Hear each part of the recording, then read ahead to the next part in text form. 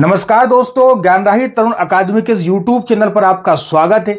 आज हम एक ऐसे टॉपिक पर बात करने वाले हैं जो काफी समय से राष्ट्रीय परिचर्चा में छाया हुआ है। वस्तुतः सर्वोच्च न्यायालय ने 15 सितंबर 2025 यानी कल वक्फ बोर्ड संशोधन अधिनियम 2025 पर सुनवाई की और कुछ जजमेंट पास किए। आज हम सर्वोच्च न्यायालय द्वारा दिए गए उन्हीं जजमेंट पर बात करेंगे। साथ ही हम यह भी जानेंगे कि वक्फ संशोधन अधिनियम 2025 आखिर है क्या, उसमें क्या संशोधन किए गए हैं जिसको लेकर पूरे देश में काफी गर्मा गर्म माहौल रहा।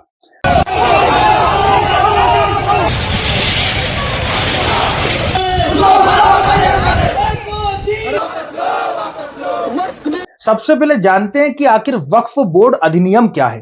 तो वक्फ किसी व्यक्ति द्वारा अपनी चल या अचल संपत्ति को ईश्वर या अल्लाह के स्वामित्व में देना है। यह संपत्ति किसी खास उद्देश्य के लिए समर्पित की जाती है, जैसे स्कूल, अस्पताल, मस्जिद या अन्य सार्वजनिक संस्थानों का निर्माण और संचालन के लिए। इन संपत्तियों पर प्रशासनिक और प्रबंधकीय अधिकार रखने वाली संस्था वक्फ बोर्ड कहलाती है। और भारत में वक्फ बोर्ड और उनकी संपत्तियों के प्रशासन को नियंत्रित करने के लिए कानून बनाया गया जिसका नाम था वक्फ बोर्ड अधिनियम 1995।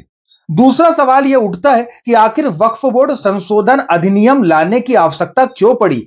वस्तुतः समय समय पर यह आरोप लगते रहे हैं कि वक्फ संपत्तियों का रिकॉर्ड ठीक से नहीं रखा गया है, वक्फ संपत्तियों पर कब्जे हो जाते हैं, प्रबंधन और पारदर्शिता भी नहीं रहती और इनका उपयोग सदैव सामाजिक उद्देश्यों में नहीं होता। मतलब व्यक्ति अपने व्यक्तिगत उद्देश्यों के लिए भी इनका उपयोग कर लेते हैं।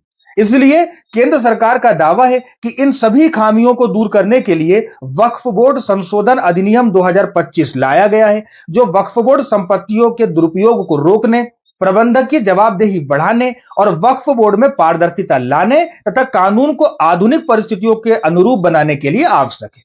अब वक्फ संशोधन अधिनियम 2025 के उन प्रावधानों की बात करते हैं जिनको लेकर काफी ज्यादा विवाद रहा। सबसे पहला प्रावधान यह है कि यदि कोई व्यक्ति वक्फ के लिए किसी संपत्ति को समर्पित करना चाहता है तो उसे कम से कम 5 वर्षों तक इस्लाम धर्म का अभ्यास करने वाला होना चाहिए।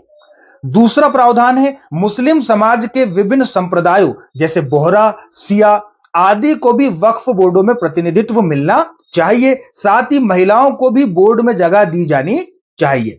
तीसरा प्रावधान है राज्य वक्फ बोर्ड तथा केंद्रीय वक्फ बोर्ड में कुछ गैर मुस्लिम पेशेवरों जो कानून या प्रशासन में विशेषज्ञता रखते हैं उन्हें भी शामिल करना चाहिए और इसी प्रावधान का सबसे ज्यादा विरोध हुआ है। चौथा प्रावधान है वक्फ संपत्ति के पहचान और स्वामित्व की जांच को लेकर। इसमें एक प्रावधान जोड़ा गया है कि कोई संपत्ति वक्फ की है या सरकार की है या किसी अन्य व्यक्ति की है, इसकी जांच जिले के कलेक्टर या संबंधित अधिकारी द्वारा की जाएगी। इस प्रकार कलेक्टर को ज्यादा शक्तियां देने का भी काफी विरोध हुआ। विरोध करने वालों का कहना था कि कलेक्टर राज्य सरकार के अधीन होता है, इसलिए इस प्रावधान का दुरुपयोग होने की काफी संभावनाएं हैं। सुप्रीम कोर्ट ने 15 सितंबर 2025 को वक्फ बोर्ड संशोधन अधिनियम की वैधता पर सुनवाई की और अपने अंतरिम आदेश में निम्नलिखित निर्णय दिया। पहला, सुप्रीम कोर्ट ने अधिनियम के समस्त प्रावधानों को रोकने से इनकार कर दिया। सुप्रीम कोर्ट ने कहा कि अधिनियम की अधिकांश धाराएं ऐसी दिखती है कि वे प्राइमा फेसी अवैध नहीं है, इसलिए उन्हें रद्द नहीं किया जा सकता। दूसरा, 5 वर्ष इस्लाम धर्म अभ्यास की धारा पर अंतरिम रोक लगाई गई है और यह कहा गया है कि जब तक राज्य सरकारें इसके संबंध में स्पष्ट नियम नहीं बना लेती तब तक यह धारा सस्पेंड रहेगी। इसके अलावा अधिनियम की उस धारा पर भी रोक लगाई गई है जो जिला कलेक्टर को अधिकार देती थी कि वक्फ संपत्ति सरकारी जमीन पर अतिक्रमण कर रही है या नहीं, इसका फैसला करे। न्यायालय ने कहा कि यह प्रावधान शक्ति के पृथक्करण सिद्धांत का उल्लंघन करता है, इसलिए यह निर्णय न्यायपालिका को ही करना चाहिए। इसके अलावा सुप्रीम कोर्ट ने उस प्रावधान को नहीं रोका है जो वक्फ बोर्ड में गैर मुस्लिमों को शामिल करने की अनुमति देता है, लेकिन अदालत ने अपने दिशा निर्देशों के तहत गैर मुस्लिम सदस्यों की संख्या पर सीमा जरूर आरोपित की है। न्यायालय ने कहा कि केंद्रीय वक्फ परिषद में 4 से अधिक और राज्य वक्फ बोर्ड में 3 से अधिक गैर मुस्लिम सदस्य नहीं होने चाहिए। इस प्रकार वक्फ संशोधन अधिनियम पर सुप्रीम कोर्ट का फैसला बड़ा ही संतुलनकारी दिखाई देता है। अब वक्फ संशोधन अधिनियम 2025 पर आपकी क्या राय है, कमेंट बॉक्स में बताइएगा। धन्यवाद।